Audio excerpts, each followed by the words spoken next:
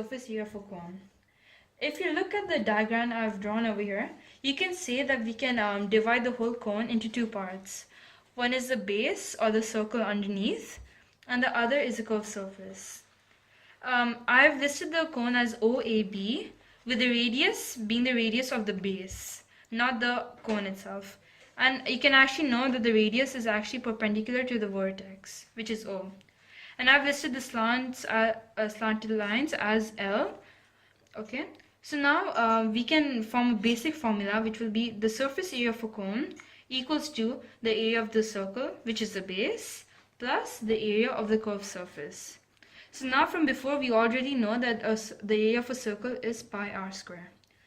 Okay, now moving on, if we actually cut perpendicular and you can flatten out the cone, you can see that it actually is a sector. So now we know from before a sector is actually a part of the circle.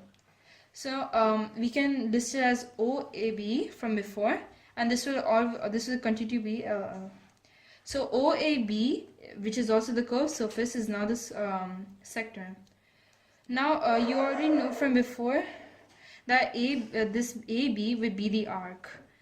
Okay, so now if you actually compare the two diagrams, you see that AB, the arc, is indeed the circumference of the base.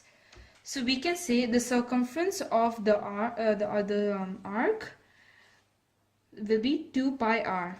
Okay, so now we can already form a basic formula. So we can keep it as a ratio. We can say the area of the sector OAB is upon the area of the circle, the imaginary, is equal to the length of the arc AB over the circumference of the basic imaginary circle. So now you can cross multiply the two the variables, and you'll see that 2 pi r, that it will equal to 2 pi r into pi l square over 2 pi l. So if you actually cross out the variables, you find that it says pi r l. Okay, the reason I've been listing L is because L is the radius for the imaginary circle, whereas R is a radius for the base.